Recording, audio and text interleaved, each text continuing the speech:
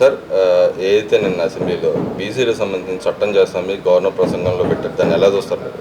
మరి చేస్తే అది మేము ఒక ఆరాధ దైవంలాగా చూస్తాం. ఎవరిని చేసిన గవర్నమెంట్ని కానీ, ఆ యొక్క రాష్ట్ర ముఖ్యమంత్రులు కానీ, ఉప ముఖ్యమంత్రిని కానీ, వీళ్ళందరినీ కూడా బీసీలు ఆరాధ దైవంగా చేస్తాం. బీసీ ఎట్టయితే ఎస్సీలకి ఎస్సీ అట్రాసిటీ చట్టం ఉందో అలానే బీసీలకు కూడా చిరకాల కోరిక అది. అందరూ కూడా ప్రతి ఒక్కళ్ళు కూడా బీసీలని అందరూ దడిపిస్తున్నాయి కదా. ఆ చట్టం చేస్తానని హామీ ఇచ్చారు. ఆ చట్టం చేస్తే మేము కూడా ఆరాధ దైవంలాగా చూస్తాం. మరి అది అమలు చేయాలిగా. అది ఎన్నాళ్ళు పడుతుంది? ఇప్పుడు అది చేసేది ఏంటి? అసెంబ్లీ మన 1 year అవుతుంది, 8 నెలలు అవుతుంది. ఈ పాటికి ఆ చట్టం చెయ్యాలా? బీసీలు 52% ఉన్నట్టు బీసీలని మీరు చెయ్యాలంటే ఈ పాటికి చేసి చూపించాలా.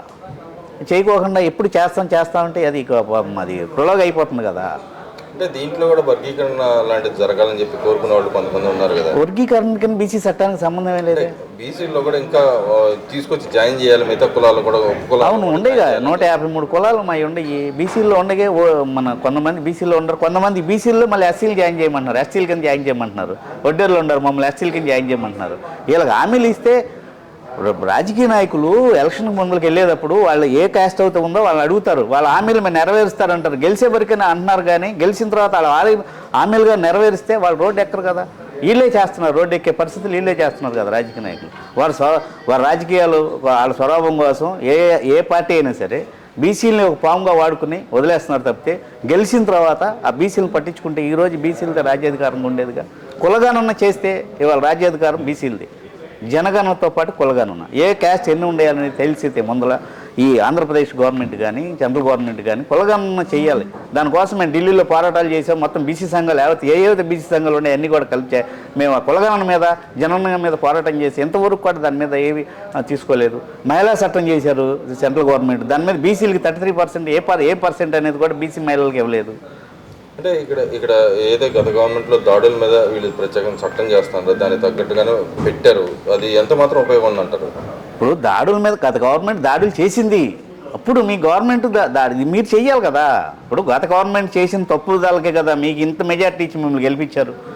ఎక్కడి నుంచి ఢిల్లీలో మా బెంగళూరులో లేకపోతే ఎక్కడ ఉండే సార్ అందరూ వాళ్ళ ఖర్చులతో వచ్చి మిమ్మల్ని గెలిపించి ఈరోజు మీకు 160 సీట్లు ఇచ్చారు కదా పవన్ కళ్యాణ్ గారు. మీకు కానీ 160 సీట్లు ఇచ్చినప్పుడు మీరు ఏం చేస్తున్నారు? ఒక కాంట్రాక్ట్ ఉంది, ఎవరికి ఇస్తున్నారు? వాళ్ళు ఏ కాంట్రాక్టులు వస్తున్నాయి? బీసీలకి ఏ కాంట్రాక్టులు రావట్లేదు కదా. ఎవరు చేస్తున్నారు? గత ప్రభుత్వం చేసినవి వాళ్ళు కూడా ఇదే చేస్తున్నారుగా.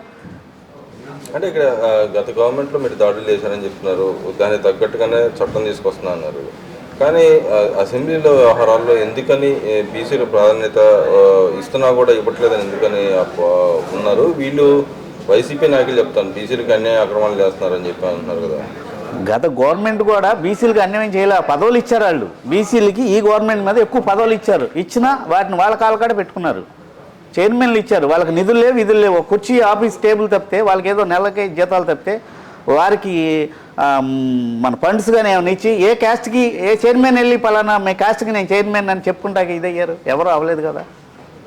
మరి అప్పుడు నిధులన్నీ ఏమైపోయినాయి అంటారు? ఆ నిధులన్నీ ఆయన వాళ్ళ జనం కూడా ఏం చేస్తున్నారు? పథకాలకు వాడుకున్నాడు ఆయన. పథకాలకు వాడుకున్నారు, వాళ్ళ ఇష్టానుసారం వాళ్ళు చేశారు. జనానికి పథకాలే కానీ వాళ్ళ అభివృద్ధి కానీ ఏం చూస్తలేదు కదా జనం. వాళ్ళ పథకాలు వాళ్ళ మాటలు ఇస్తే మనం పథకాలు వేస్తున్నారో లేదా గవర్నమెంట్ వస్తే అయ్యే చూస్తున్నారు కానీ అభివృద్ధి మీద ఎవరు పెట్టలేదు కదా. అంటే మరి ఈ గవర్నమెంట్ అభివృద్ధి కూడా చేస్తానని చెప్తుంది కదా. మరి చెయ్యాలిగా, అభివృద్ధి చేస్తానని చెప్తుంది. వీళ్ళు కూడా ఎక్కడి వరకు ఏంటి అభివృద్ధి? కార్యకర్తలు 8 నెలల నుంచి ఎదురు చూస్తున్నారు. వాళ్ళకి అన్ని పార్టీల్లో చూసి బీసీ సంఘాలు కానీ మేమందరం కూడా సొంత ఖర్చులతో స్వలాభంతో మేము ఖర్చులు బీసీ సంఘాల తరఫున పోటీ చేసి ఇవన్నీ మేము సపోర్ట్ చేసి ఇవన్నీ చేస్తే బీసీ సంఘాలకు వెళ్తేనే మినిస్టర్లు కానీ వీళ్ళు కానీ బీసీ సంఘాలు అంటేనే ఏదో ఇది లేక వస్తున్నారు తప్పితే ఇవాళ బీసీ సంఘాలంటే బీసీల యొక్క సత్తా ఏంటనేది రానున్న రోజుల్లో తెలంగాణలో అప్పుడే స్టార్ట్ అయింది, ఆంధ్రప్రదేశ్లో కూడా స్టార్ట్ అవుతుంది. బీసీలో సత్తా ఏంటని చూపిస్తారు రాబోయే రోజుల్లో కూడా. ఇక్కడ నిన్న అసెంబ్లీ వ్యవహారాన్ని ఎలా చూస్తారు? జగన్మోహన్ రెడ్డి గారు వచ్చి వెళ్ళిపోయాడు, దాన్ని ఎలా చూస్తారు? అది ఆయన పార్టీ స్వలాభం. అది ఇప్పుడు జగన్మోహన్ రెడ్డి గారు మన మాజీ ముఖ్యమంత్రిగా వచ్చారు అసెంబ్లీకి. ఆయన ప్రజలు తీర్పు ఇవ్వలేదు. 11 సీట్లు ఏంటంటే అది మీకు ప్రత్యేక హోదా, ఆయనకి ప్రతిపక్ష హోదా ఇవ్వాలంటే ఇన్ని సీట్లు అని చెప్పేసి ఇస్తున్నారు. అది గవర్నమెంట్కి వాళ్ళకి కమిట్మెంట్ ఉండి ఇస్తారు. అంతేగాని దాన్ని ప్రజలు ఇచ్చిన తీర్పుని ఆయన శిరసా వహించాలి తప్పితే దాన్ని ఎవరు కూడా ఏం చేసేది లేదు. ఆయన అసెంబ్లీలో ఉండి ప్రజల తరఫున మనం నిలబడాలి, గొంతు నిలబడంటే నీకు ప్రతిపక్ష వాదా కావాలి. అవసరం లేదు, వాదాకు సంబంధం ఏముంది? నీకు వాదా లేకోకుండానే ప్రజలకు ఏది నష్టం జరుగుతుందో నువ్వు ఈ ప్రతిపక్షంలో కూర్చొని ఉండి నువ్వు ప్రజలకు నీ న్యాయం చేయండి అని చెప్పి అడిగి వెళ్ళాలి కానీ ఆయన హోదా కావాలనేది ఆయన తప్పించుకున్న మాటలు తప్పితే ఇదేం కాదనేది మా ఉద్దేశం. అంటే ఇక్కడ బొత్స గారు కూడా మాట్లాడుతున్నారు, మా నాయకుడు ప్రతిపక్ష నాయకుడు ఇస్తే మా గొంతుకు ఎక్కువ బొత్స గారు పక్షాన్ని వినిపించగలం, రైతులు అన్యాయం అవుతున్నారని చెప్పి ఏంటి బొత్స అప్పుడు ఏమయ్యారు వాళ్ళందరూ, ఇవాళ ఏమైంది వాళ్ళు రోడ్డు ఎక్కే చెప్తే అప్పుడు ఏం చేశారు, రైతులు ఏం చేశారు, వాళ్ళు ఏం చేయలేదు కదా. కనీసం ధాన్యం వేసిన డబ్బులు తూచిన డబ్బులే సంవత్సరానికి 6 నెలలకి వెళ్ళారు రైతులకి. ఈరోజు వాళ్ళు మాట్లాడితే సరిపోరు. అవన్నీ కూడా రాజకీయంగా కూడా మేము దాన్ని మాట్లాడదలుచుకోలేదు. ఏంటంటే ఈ ప్రభుత్వం అయినా సరే ఇప్పుడైనా సరే బీసీలకు కానీ ఇప్పుడు విదేశీ విద్య ఉంది, తర్వాత ఈ స్టూడెంట్స్ హాస్టల్స్లో కానీ వీటిలో చదువుకుంటున్నారు స్టూడెంట్స్, ఏది బీటెక్ కానీ వీళ్ళు కానీ వాళ్ళ ఫీజులు రిమైన్స్ కాలేజీ ఫీజులు మా మిడిల్ క్లాస్ వాళ్ళు ఉన్నారు, వాళ్ళ కాలేజీలో ఫీజులు వేస్తే వాళ్ళు ఫీజులు కట్టకపోతే మిమ్మల్ని ఇంటికి పంపించేస్తాం, ఫీజు రిమైండ్ మీకు అని చెప్పి చాలామంది ఇబ్బంది పడుతున్నారు. ఇవన్నిటి మీద కూడా దృష్టి పెట్టాలి తప్పితే. అంటే ఇక్కడ ఏదైతే రాజకీయ పార్టీ ఏదైనా సరే సమస్య మీద పోరాడటానికి సంఖ్య ఎంత అనేది కాదు, ఒక్కటైనా పోరాటం చేయొచ్చు కదా. చేయొచ్చు, మేము మాట్లాడేది అదే. ఇప్పుడు మీ సంఖ్యాబలం, ఇప్పుడు మేము ఒక్కడమే పోరాడుతున్నాము, ఆటోమేటిక్గా నీ వెనకాల బలం పెరిగింది, నీ వెనకాల జనబలం ఉందంటున్నాం. పోరాటం చేయాలి, ఆయన తప్పించుకునే విధానమే చూస్తున్నాడు. ఇంకా దాని గురించి ఏం చెప్తాం. నువ్వు ప్రజల తరఫున మాట్లాడేవాడు అసెంబ్లీలో కూర్చుని నీ వాణిని అసెంబ్లీలో కూర్చుని వినిపించాలా. ప్రజల తరఫున నేను ఉన్నాను, 5 సంవత్సరాలు ముఖ్యమంత్రిగా ఉన్నప్పుడు నువ్వు పరదాలు కట్టుకుని వెళ్ళేవు. నువ్వు ఈరోజు నువ్వు ప్రజల్లోకి వస్తున్నావు అంటే నీ ఉద్దేశం ఏంటో ప్రజలకు తెలుసు.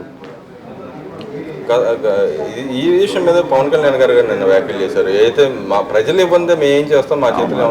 వాస్తవం మాట్లాడాడు పవన్ కళ్యాణ్ గారు. అంటే అది కొన్ని ఆయన అథారిటీగా రూల్ ప్రకారం ఆయన మాట్లాడాడు. ఎందుకంటే ప్రజల తీర్పు ఇంతమంది గెలిస్తే ఇంతమంది ఎమ్మెల్యేలు ఉంటేనే నీకు ప్రతిపక్ష హోదా ఉంటుంది అనేది ప్రతి ఒక్కరికి ఉండేది. అది ఆ ఆర్టికల్ ప్రకారం ఏవైతే ఉండే వాటి ప్రకారం ఇస్తారు ప్రతిపక్ష హోదా. ఇప్పుడు నేను గెలిచాను, నీకు 11 మంది గెలిచారా, ఎంతమంది అనే సంఖ్యాబలాన్ని బట్టే ప్రతిపక్ష హోదా వస్తుంది. కానీ ప్రతిపక్ష హోదా కావాలి అని అడిగితే ఎవరు ఇచ్చేది కాదు కదా, ప్రజల తీర్పే నీకు ప్రతిపక్ష హోదా. అదే చూసుకుంటే ఏదైతే రోజా కూడా మాట్లాడుతుంది, మీరు అపోజిషన్లో మీరు లేనప్పుడు మాకు ఇవ్వచ్చు కదా అనే మాట మాట్లాడుతున్నారు. ఒక్కొక్క నాయకుడు ఇలా మాట్లాడుతానే ఎలా చూడొచ్చు అంటారు అసలు? అదే నేను పట్టిన దానికి 3 కాళ్ళు అన్న వ్యవహారంగా మీకు ఒకటే చెప్తున్నాను. ఆల్రెడీ రోజా కానీ మన కొడాల నాని కానీ పేరు నాని కానీ లేకపోతే వీళ్ళందరూ కూడా అప్పుడు ఏ క్యాస్ట్ని పెట్టి ఆ క్యాస్టులతో తిట్టించినటువంటి, ఇప్పుడు వాళ్ళే ముందరకు వచ్చి చెప్తున్నారు మాకు స్క్రిప్ట్ రాసిస్తే మేము తిట్టామని. వీళ్ళ మాటలన్నీ కూడా ఇప్పుడు మనం చేయాల్సిన పని లేదు. ఇప్పుడు ఏదైతే ఈ గవర్నమెంట్ ఉందో దీని అభివృద్ధి మీద చూపి ఈ ప్రజలకు అభివృద్ధి చేసి చూపిస్తే రేపు వచ్చే రాబోయే రోజుల్లో ఎవరైతే అభివృద్ధి చేస్తారో ఆ రకంగా ఉంటుంది. కానీ ఇవాళ కూడా వీళ్ళు కూడా అట్టాగా ఉన్నారనుకో, ఈ జగన్మోహన్ రెడ్డి అట్టే వెళ్ళాడు అట్టాగే వీళ్ళు కూడా అట్ట ఇంటికి వెళ్తారు తప్పితే ఈరోజు అభివృద్ధి మీద దృష్టి పెడతామని చెప్తున్నారు. వీళ్ళు అభివృద్ధి చూపిస్తున్నారు. వాళ్ళు ఏంటంటే వాళ్ళు తప్పుకునే విధానం ఆల్రెడీ వాళ్ళకి ఏం లేదు. ఇప్పుడు మొన్న ఏదో కొడాలని ఎవరు మీ ఏబిఎన్ ఎవరో క్వశ్చన్ చేస్తుంటే నీ మైక్ లాగేసి ఏం చేస్తానంటే, ఇప్పుడు ప్రజలు నీకు తీర్పు ఇచ్చారు, అది ప్రజా తీర్పుని చిరసావహించి నువ్వు ఉండాలి. మన నా నోరు ఉంది అని చెప్పి నా ఇష్టం వచ్చినట్టు మీరు నన్ను అడిగినప్పుడు నా ఇష్టం వచ్చినట్టు నేను మాట్లాడితే అది వందతనం ఉండదు కదా. ప్రజలు వీళ్ళకి తీర్పు ఇచ్చారు, అది చంద్రబాబు నాయుడు గారు చేస్తున్నారు. మేము కోరుకునేది ఏంటంటే బీసీలకి మీరు చేస్తా అన్నది ఏదైతే ఉన్నాయో అవన్నీ కూడా మేము చేయాలని చెప్పేసి మేము కోరుకుంటున్నాం. ఓవరాల్గా చెప్పండి, ఈ గవర్నమెంట్ వచ్చిన తర్వాత ఈ 7 నెలల పరిపాలనలో ఏ అభివృద్ధి సంక్షేమాలు జరుగుతున్నాయో జరగట్లేదు, వాళ్ళు ప్రతిపక్షంలో ఉన్న వాళ్ళు ఏమన్నా జరగట్లేదు చేయట్లేదు దాడులు చేస్తున్నారని చెప్తారు. లేదు, అభివృద్ధి అనేది ఆల్రెడీ రాజధాని గురించి కానీ కొన్ని అభివృద్ధి మొదలుపెట్టారు. ఏంటంటే ప్రభుత్వానికి ఆర్థిక ఇబ్బందులు ఆర్థిక లోటు ఉంది కాబట్టి ఏం చేయాలన్నా సరే ఈ ఆర్థిక ఇబ్బందులు చూసుకుని అన్నీ చూసుకుని వాళ్ళు కూడా స్లోగా స్టెప్గా ఏదైనా సరే చేస్తాకే చూస్తున్నారు. కానీ గవర్నమెంట్ అయితే ఏంటంటే ప్రజలకి పథకాలు అలవాటు చేసినటువంటి జగన్మోహన్ రెడ్డికి ప్రజలు పథకాలకు అలవాటు పడిపోయి కొద్దిగా ప్రజలు ఈ గవర్నమెంట్ మీద కొద్దిగా పథకాల కోసం ఎదురు చూస్తున్నారు. దాన్ని కూడా వీళ్ళు ఇంప్రూవ్మెంట్ చేస్తే ఆ పథకాలు కానీ వేస్తే అప్పుడు గవర్నమెంట్ కూడా బాగానే ఉంటుందని చెప్పేసి. లాస్ట్ చెప్పండి, జగన్మోహన్ రెడ్డి గారు అంటున్నారు నేను నిధులన్నీ ఉంచిపోయాను బ్యాంకులో మురుగుతోనే ఆ బట్టన్ నొక్కడానికి ఎందుకు ప్రాబ్లం అని చెప్పాడు. నిజంగా ఆ పరిస్థితి ఉందంట రాష్ట్రంలో? ఎక్కడ ఉంది ఆ పరిస్థితి? ఉంటే వాళ్ళ ప్రజలు ఎందుకు ఇంకా డెవలప్మెంట్ ఉంటుందిగా. ఆయనే వస్తే ఏం చేయాలో తెలియదు కదా. మొత్తాన్ని బటన్ నొక్కుతాకి ఒక బటన్ ఇలా ఎక్కడున్నాయని సరే బటన్ నొక్కవచ్చు. ఆ బటన్ నొక్కుతాకి ఈయన చేసిన ఏర్పాట్లు ఏంటి? ఎన్ని కోట్లు ఒక బటన్ నొక్కుతా ఖర్చు పెట్టుకున్నాడు, 1000 కోట్లు ఖర్చు పెట్టుకున్నారు కదా బట్టలు నొక్కి. ఇవన్నీ ప్రజలకు తెలుసు, మనమేం పిచ్చోళ్ళం కాదు. ఏది జరుగుతున్నా ఎవరేంటన్నా ప్రజలు తెలుసు. వాళ్ళ ప్రజలు ఎదురు చూస్తున్నారు ఏం చేస్తారా, మనం ఏదో గెలిపించామని చెప్పేసి ప్రభుత్వాన్ని. మన ఫస్ట్ వెంటనే కూడా మనం ఎవరినో కూడా ఏమీ మనం మాట్లాడే విధానం కానీ అది కానీ మనం ఓనరతనంగా ఉండాలి. కానీ ఇదేం కాదు, అది పరిస్థితి.